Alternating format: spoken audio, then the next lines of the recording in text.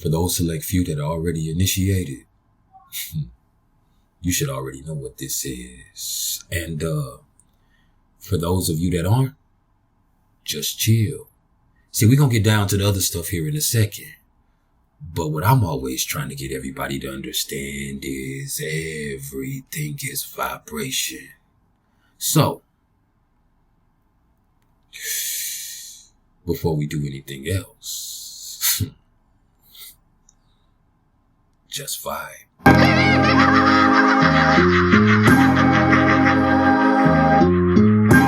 This is crazy. Perfect.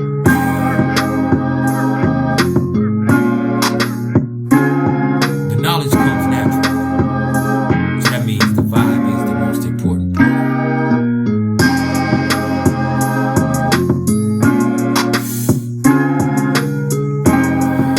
Shout out to freshandfitted.com and highly underrated clothing company for the fit.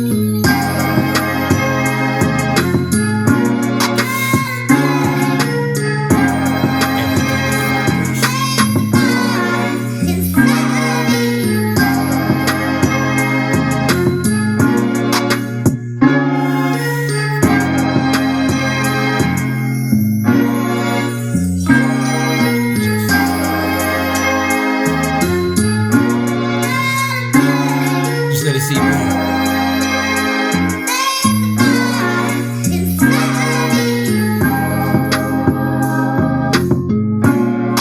Did you miss me?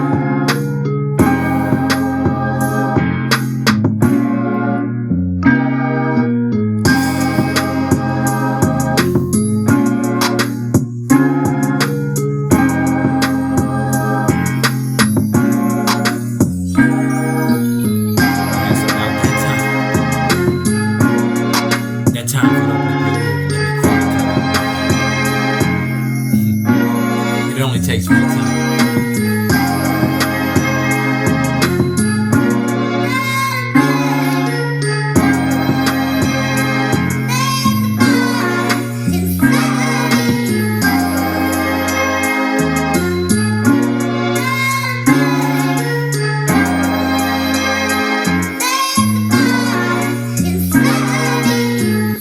What it was. You're tuned in with Priceless Knowledge of Self. And this right here, this is a little something about the major aspects between the sun and the moon. And when I say major aspects, I mean conjunctions, oppositions, trines, squares, sextiles, and inconjunctions or quincunxes, which is what they're also referred to. All right. And before I can get into the main topic, what I'm going to do first is tell you a little bit about what the sun represents in astrology. And then after that, I'll tell you a little bit about what the moon represents in astrology. And then I'm going to get into what an aspect means. But then after that, I'm going to tie it all together and then tell you what it means for you. So, without further ado, let's get into you. And so, when it comes to the sun, the old adage goes, as the sun brings forth light, it also brings forth life. And what that essentially means is the sun is the center of our solar system, and its light is what brings us life. But with the sun being the center of the solar system, that also means that all life revolves around it and stays within its realm or sphere of influence. And so when you're dealing with the sun, it's going to prompt us to ask ourselves, what does my life revolve around? And what powers my will? And it's going to remind us that regardless of how we answer those questions right there, we still can only experience the world as ourselves. And our ego is going to be at the center to what we consider as ourself. As a matter of fact, it defines it. Yeah. So the sun represents our ego and our spirit and our unique expressions and our creativity, which also includes fertility in its own way. All right. It represents our vitality It represents our overall well-being, but it can also speak to the prominent male influences in our life. It can speak to our children. It can speak to our childhood. It rules royalty and high office and regality and strength. And speaking of strength, let me tell you something about the sun, man. See, the sun through aspect and association is going to give strength to all of the other astrological bodies in our chart. And it's masculine in its expression. And it rules the sign of Leo in the 5th house, and it's exalted in the sign of Aries in the 1st house. But that also means it's in detriment in Aquarius in the 11th house, and it falls in Libra in the 7th house. And by sign, the sun is going to show the center of each of our individual basic character right here. And it also shows the primary indicator of the forms of experience that we're mainly attracted to also. And by house placement, it's just going to show the primary area of expression for each one of us. Or to put it more simply, it tells us what each one of us are about in life. What's the main focal point of your life? All right. The sun is shining a light on that. And then when it comes to the aspects that the sun make, that's going to show ways at the core of our personality are linked to other components in our life. But let me let you know, through aspect, the sun is going to shed lights on parts of our ego expression or areas of our life. And in doing so, the aspects that the sun make are going to have a deep and overriding significance on our life. And that usually means they're going to be more important and more prominent than the other aspects going on in our chart. So let me break that down for you. The sun sign is not the most important placement, even though that's how we're labeled. The moon sign is, because the moon has the strongest influence on who we really are and how we express our emotions or how we experience ourselves. Now, the sun is going to be how you experience the world. Now, when it comes to the ascendant, sometimes you can say that's how the world experiences you.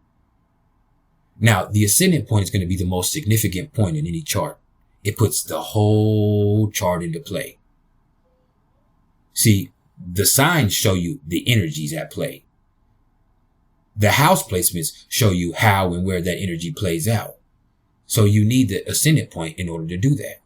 So that is the most significant point on any chart. Whereas the sun sign is just a label, but the aspects that the sun make are the most prominent.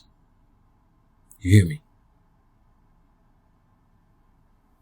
So you have prominence, significance, and importance. And all of those have vastly different definitions when you really get into it. All right. And so now let's get into the moon. And first things first, you have to understand the moon is the closest celestial body in proximity to Earth. And in being so, it's going to have the strongest influence on our moods and personality on a day-to-day basis. So just like the Earth is 60 to 70% fluid and the moon controls its tides, you are 60 to 70% fluid and you're on this Earth. So you just need to think about that and then try to gauge the influence that the mood has on you and your emotional nature and your health. Okay. And with the moon also being the swiftest moving astronomical body, it kind of represents the day-to-day moments and movements and adjustments and preoccupations of each one of us. All right.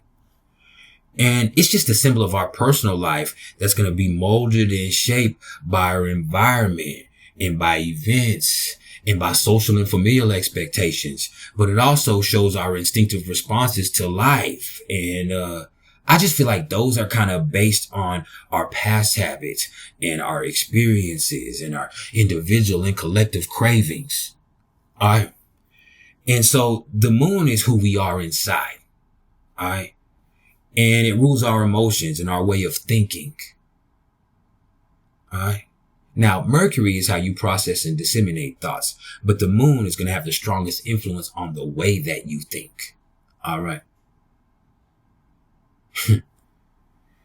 And not everybody gets to see your moon sign. Never forget that. And it's just because so many people get caught up in projection. And the moon rules motherhood and family, and it's domestic, and it's personal, and it's feminine in nature. Very much so. And it can speak of prominent female influences in our life. And the moon and the sun are considered luminaries. They're not planets. They are luminaries. They illuminate the night sky. You hear me?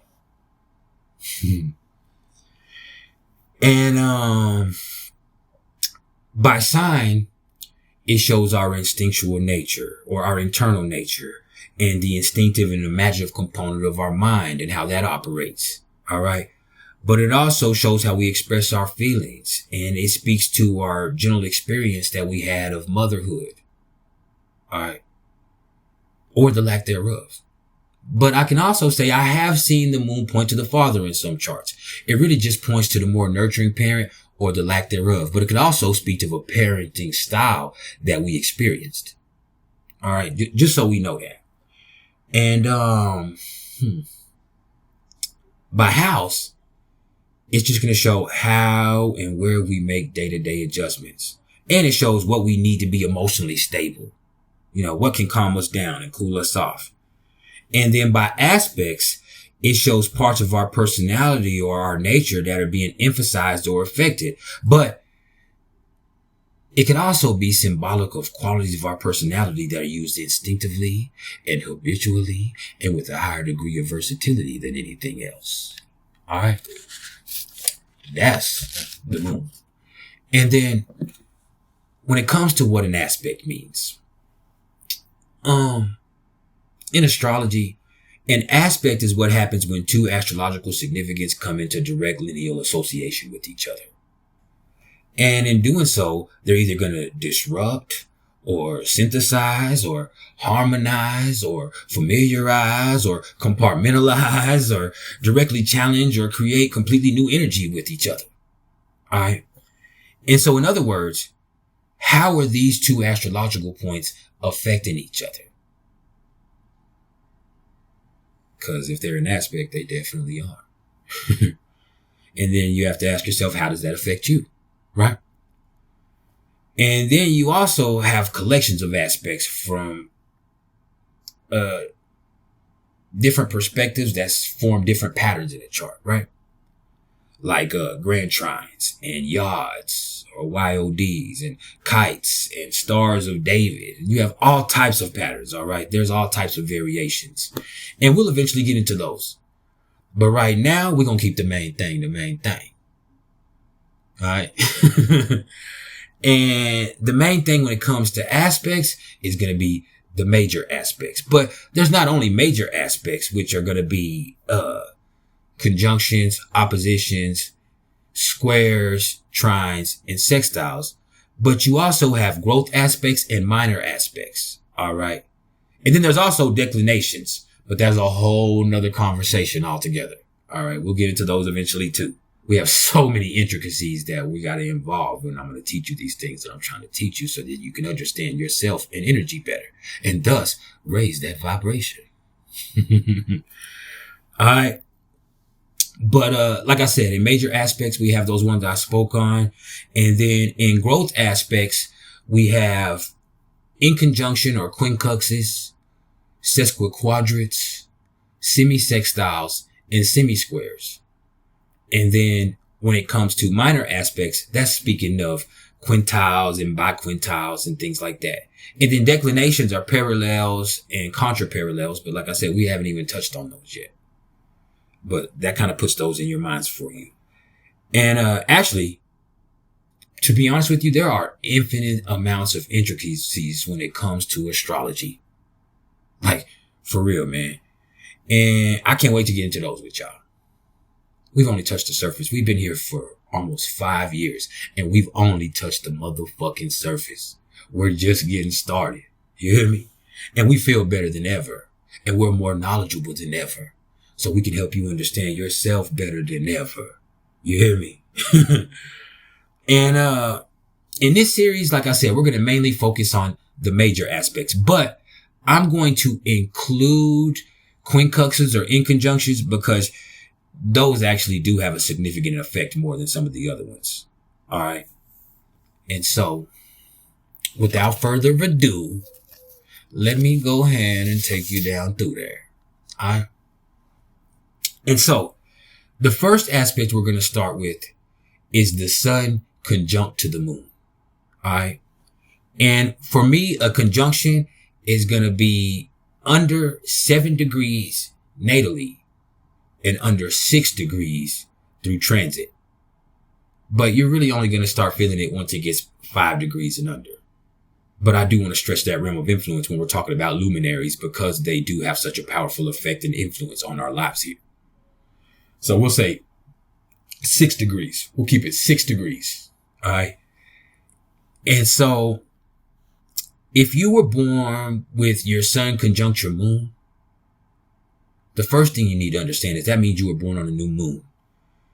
And in certain cases that could I got tongue tied, y'all. Pardon me.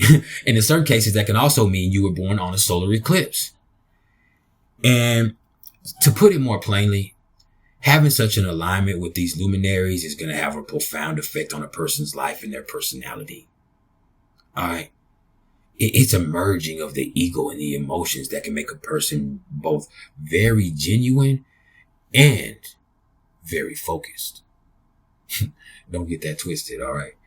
And see, this is a blending of the conscious and the subconscious that involves an individual in a way that lets them show their charisma genuinely and unapologetically. And it gives them a powerful presence. And it gives them this special energy. See, this is a person who embodies the energy of the new moon. Don't ever get that twisted. All right. And this is a self-starter who has both initiative and conviction. This is going to be somebody who has infinite potential. All right. And I know we can say everybody does, but this right here, it does give you a certain blessing. All right. This is going to give somebody a strong urge to get some shit started. But there's also something to this aspect that even when expressed in the most inclusive signs like Libra or Aquarius, it's just a little bit self-centered. Actually, sometimes, because of the confidence and the abilities that come with this right here, this could actually make a person completely oblivious to other people and how their own dynamic energy actually affects those other people. Like, it can be like that, man. And it ain't like they don't care. It's just like they're actually completely unaware of how strong their impression and their influence is. They're so caught up in everything going on with them. And so let's put it like this, y'all. Let me break it down. You have applying conjunctions and you have separating conjunctions. All right. Applying means that the moon is coming into the new moon or coming into conjunction. That means it's approaching the conjunction. If it's separating, that means the conjunction has actually already occurred, the exact point, and it's now moving away from that exact conjunction point. All right. And actually, you can just look at it as when you're dealing with the moon, if the conjunction is applying, it's called a waning new moon. And in my spiritual opinion, which is also my professional opinion, that indicates an old soul. And that was somebody who, in being before that exaction, it's going to make them more self-aware and more contemplative. Now, if they were born with this separating or waxing, because that's what that means, it's going to make a person have less self-awareness, but it does give them a greater zest for life, per se. All right.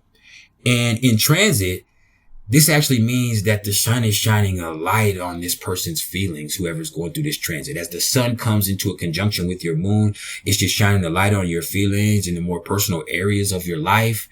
And it's just going to be a transit that helps you deal with your emotional stuff in specific ways. And it's going to help you express yourself better, or at least more wholly. All right. Not wholly like in a spiritual sense, but wholly like completely. All right.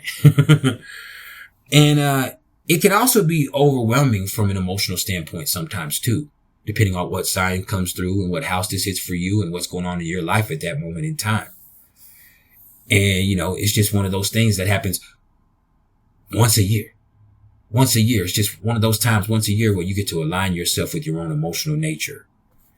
And it is a dynamic energy. So in natal charts, this is a person who is in alignment with their emotional selves naturally. It's like they have no choice. That's who they are. And in transit, it gives you the opportunity to align yourself with your emotional self. Pardon me. All right. And so I hope that helps you understand that part better.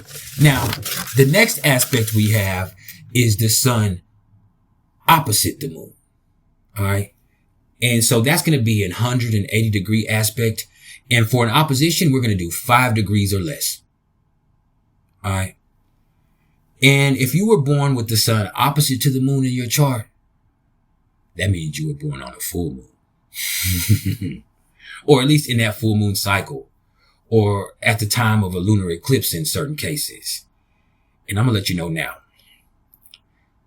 It's in my professional estimation that this is actually the strongest and most influential natal aspect in all of astrology.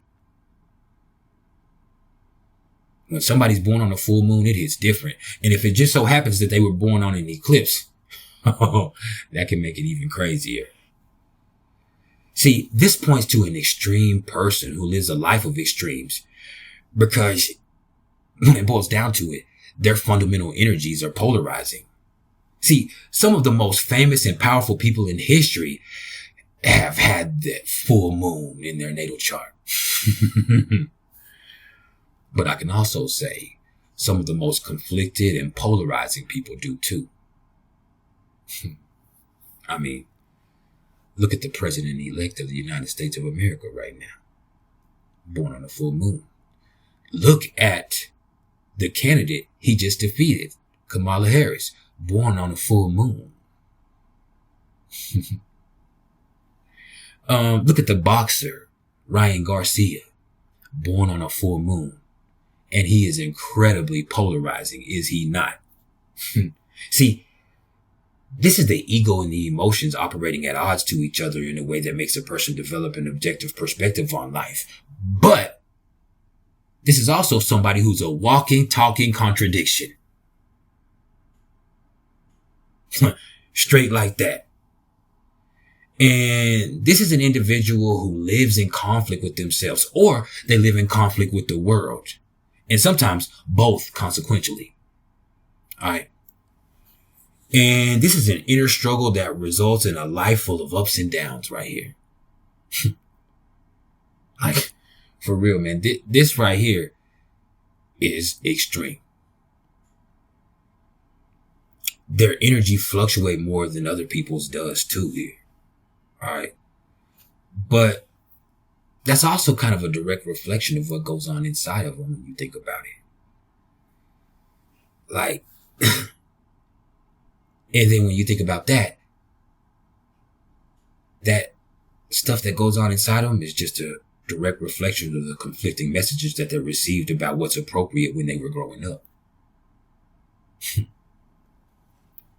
They project things onto people, or they project themselves into situations.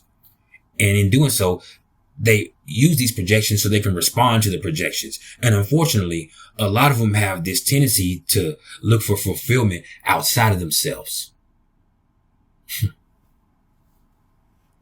And that can lead to great worldly achievements.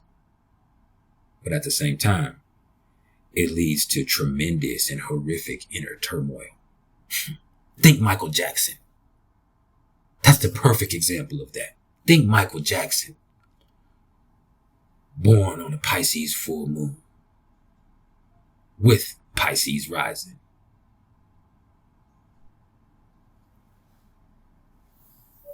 No, not Pisces rising, Virgo rising, pardon me.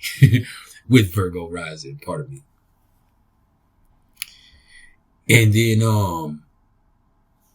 when we think about this, man, sometimes they can feel like them being emotionally involved with something means that whatever they're emotionally involved with, whether it be a person or a situation, is destined to fail. Like that energy of that full moon is a motherfucker, man.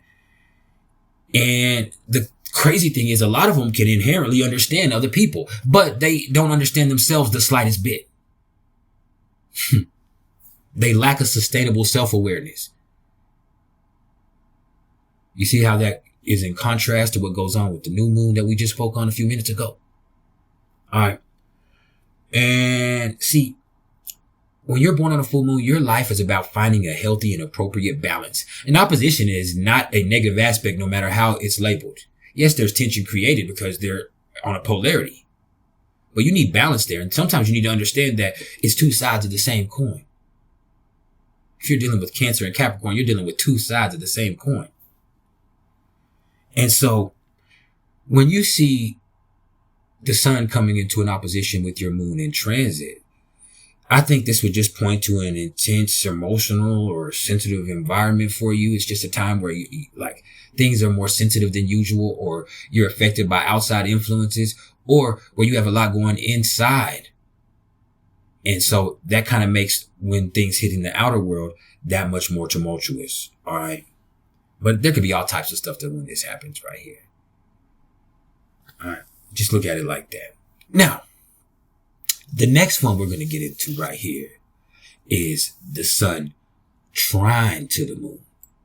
All right. And this is going to be a 120 degree aspect. But for it to be trine, it has to be within 4 degrees of that 120 degrees. All right. And I actually have this aspect myself. And so I ain't going to lie to you. I'm so motherfucking grateful I have this. I'm so grateful my sun is trine to my moon. You hear me? See, plain and simple, this signifies a natural, harmonious interaction and integration between a person's conscious will and their instinctive emotional responses. All right. And so there's no glaring conflicts between our emotional nature and our ego expression. Or just to put it more simply, this is somebody who's naturally comfortable in their own skin. And I am. Yes, I'm an emotional person. I know that about myself. I'm comfortable with that about myself.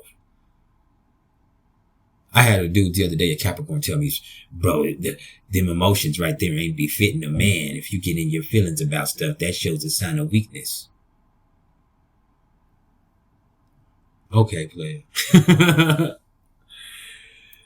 I don't agree with that. I think it shows a sign of strength right here. And see, when you're comfortable in your own skin, it helps you get through life easier. You know, we deal with things more healthily. Let's just put it like that. And it's like when your moon is trine to your sun or your sun is trine to your moon, you're that proverbial cat that always lands on their feet. And it's like, no matter what happens, you just address it, you harvest the experience, and then you allow that to become an asset for you. You tuck it away and you use it if you need it later on. You understand how to use that. You can create incredible momentum in your life. You have a natural understanding about the amassment of momentum. And it's like we're naturally in tune with ourselves. But I can also say when you have a trine, things can be too easy. You can become a little too laid back because things seem easy, and that ends up breeding laziness and complacency. But ultimately, let me just say, this gives natural gifts and talents that are going to be expressed instinctively and naturally, and you don't have to force anything. It just comes. You know, for me, I'm naturally empathic. I have my sun in Cancer in my 9th house, trine to my moon in Pisces in my 5th house. I just understand people, and I'm cool like that. And my feelings are there, but that really just shows that I'm passionate and I care. And I'm on a journey, and I want to succeed, and I want to be liked, and I want to be loved. And there's just so much that comes along with that right there, man. But it does drive me. It does help me. But sometimes, I take things for granted when it comes to other people because I always have had a natural empathic understanding of other people and of emotions. And so I assume this is how a person's feeling. I'm right about it because I usually am. And I end up being wrong because I picked up on a miscue or whatever I'm picking up on. It has nothing to do with me. And I've made it about me because I can be egotistical in that. And so it's just looking at that and learning from that. But it definitely gives you natural gifts. And when you look at this in transit, this is just going to be a day where you're going to be able to use your natural gifts to deal with whatever comes up. So it won't be a bad day. Even if things come up, you're able to use whatever gifts and talents you have to get through it naturally. And you might even be able to use them to some type of prosperous point also. So that would be incredibly helpful in its own way, wouldn't it? Now, on the other end of this, I think we have to talk about the sun being square to the moon. And so this is going to be a 90-degree aspect, but it also has to be within 4 degrees of that 90 degrees. And let me keep it 1,000 with you. Having the sun square to the moon is actually one of the most difficult aspects that there can be. Period. And it's because the natives' actions are always in conflict with what they need for emotional security. And what they want to do is just always going to be constantly challenged by emotional pressure. Or just to put it more simply, their heart and their head are in constant confrontation or conflict.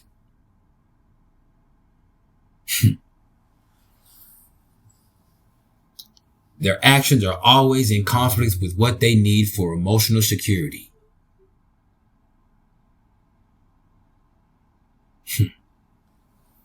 Yeah, man. And so maybe this comes from the negative relationship that they had with their mom or their parents, or experiences that they had or witnessed between their parents amongst themselves. All right. Or maybe they've always been misunderstood emotionally. That can happen too. It's like people never even cared to understand me. And so that creates something inside of you, something maybe even a little resentful, you know. What else? I just feel like because of whatever they went through, they have these negative emotions that come up and they get expressed through their ego, which kind of make them irritable or combative or sometimes even depressed. Sometimes self-harming, suicidal. Those type of things come with this right here. It's like they have so much fucking inner tension going on, man. It's scary. Don't get it twisted, man. But they also develop lots of inner strength. If they can get through that, these are the type of people who become strong. I'm talking about so motherfucking strong.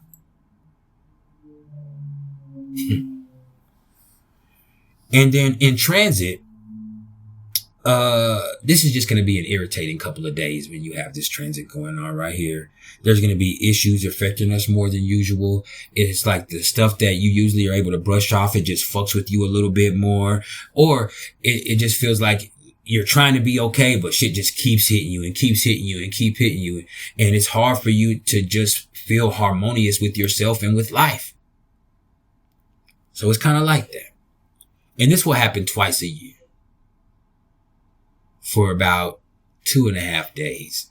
It could be longer because it's 4 degrees. You might come into that, but usually it's in transit. It's going to hit within that 2 degree, 3 degree range.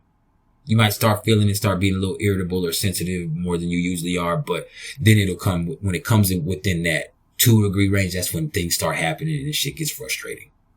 All right. Just so we know that, y'all. And then next we have the sun sextile to the moon.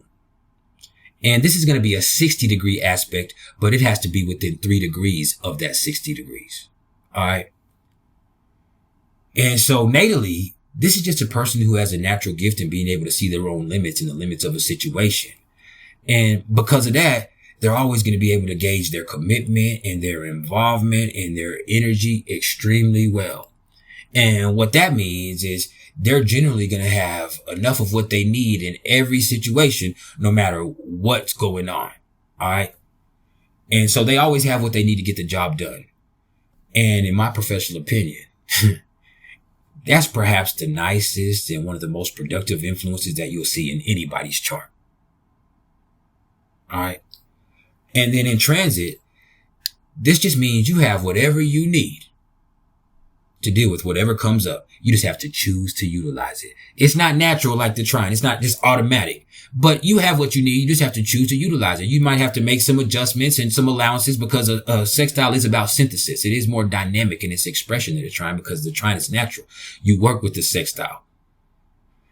But the sextile in its expression right here, it's just like, hey, you have whatever you need. You just got to choose to work with it. All right. So choose to do so. And then the last aspect we're going to touch on is the sun quincunx or in conjunct to the moon. All right. And this is a 150-degree aspect, but it has to be within 2 degrees. It cannot be more than 2 degrees over or under that 150 degrees. All right. And so when you have that sun in conjunct to the moon, this is just going to give a person a really moody nature, and it just makes them extremely excitable, and it gives them a changeable personality because they're so excitable. So they just have a hard time relaxing. And not only does it affect them, but it also messes with their relationships too. They're a hard person to get along with or to put a finger on. Like sometimes their energy can just irritate people because it's like, just feels like they're all over the place. They get overloaded, they get triggered, and they get stressed out very easily. And so it's essential that they learn their triggers. This is the biggest thing with this right here. Learn your triggers. Know thyself, because a physician can heal thyself if they're truly gifted in being a healer. All right. It's like, their assertive masculine side is going to interchange with their emotional feminine side, and it's going to make them a hard person to understand and a hard person to deal with. And it's like one side of their personality is dominate the inside of them, while the other one is going to dominate their relationships with other people. And so one of the things is going to go on inside of them, and the other thing is projected on to other folks. All right. And that just creates a very irritable nature, both in their relationships and with themselves, if you feel me with that. And they just got to find a way to release it. That's the important thing with this right here. Find a way to release it. And usually that's going to require them to use whatever they have going on in a way that makes them productive, or if they can find some type of way for them to take it and use it in the professional world, that would be the best thing for them. All right. And they just have to learn themselves so they can work with this energy. And then it'll be much easier from there for them to realize what's going on when the problems start and them to address it accordingly. All right. And it just takes time for them to understand themselves. Because when you're dealing with the quincunx or an in conjunction, what that really represents is in familiarity. I call that a growth aspect. Some look at it as a negative or a harsh aspect, but I look at it as a growth aspect. It actually can be a good thing once you can familiarize those things. And so this is going to be an aspect that's going to make you have to familiarize yourself between two energies that have nothing in common. All right. When you have an in conjunction, that means they are not both masculine or both feminine. One's going to be masculine, one's going to be feminine. They're not sextile to each other. So that takes away the masculine and feminine thing. And then one's not going to be in the same element as the other one, and one's not going to be in the same modality as another one. So they really don't have anything in common. There's a stark contrast between both of those energies and how they play out. And so there is an irritating effect on that. But once you can learn them, you can then use them in a way that can really, really help. All right. You just have to choose to use this once again. They have to learn themselves. If you have the sun in conjunct to the moon in your chart, you got to learn yourself, learn your triggers, learn what makes you tick. All right. That's the most important thing with this right here. And, I just know that's easier said than done, but you got to do it. And in transit, this is just going to represent a time where a person feels outside of themselves, kind of. Or it's like they feel all over the place energetically. And it's like, I don't know what's going on with me. If you've ever felt like that, that's probably because the sun was in conjunct to your moon at that time. If you just had a day where you just didn't feel like yourself, and you might not have been sick or anything like that, it's just like, man, I just don't feel like myself. That's kind of what happens with that. So you have to figure out a way you can identify with that and you can change it. But look here. The truth of the matter is, we all have all of this shit going on for us in some way, form, or fashion. And in transit, we're all going to have to deal with this on some day. So that means just because you're built like that, it doesn't mean you have to build like that. And what that means is we all have all of this energy available to us in some way, form, or fashion. What you do with it is what you do with it. And even beyond that, it's not about what you do. It's about how you do it. And that's some priceless knowledge in itself.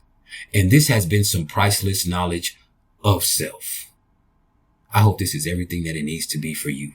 If you're interested in any astrological readings whatsoever, don't get at me in these comments. Get at me in my email, which is mr.turner1300@gmail.com.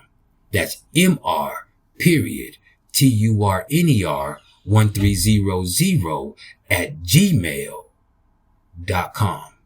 And I do natal chart readings. I do synastry readings. I do solar return readings. I have a reading that is completely unique to me that only I offer called the Pluto through Aquarius Transit Journey reading, where I look at Pluto's journey through Aquarius over the next 20 years and I assess all of the aspects that it makes to your personal planets while also giving you specific dates and time frames for each aspect over the next 20 years. Yeah, I'm the only one that does that. And it's a bad motherfucker, so get at me. If you're interested in an apprenticeship, please get at me. I'm taking on one more apprentice for 2025. And if you're interested in the Priceless package, which is putting me in your pocket, get at me for that and I'll send you a list. So shoot me an email. I'll send you a price list and then we'll talk turkey. All right. Shout out to freshandfitted.com and highly underrated clothing company. Yeah, we underrated for the fit. And, y'all keep it real till next time.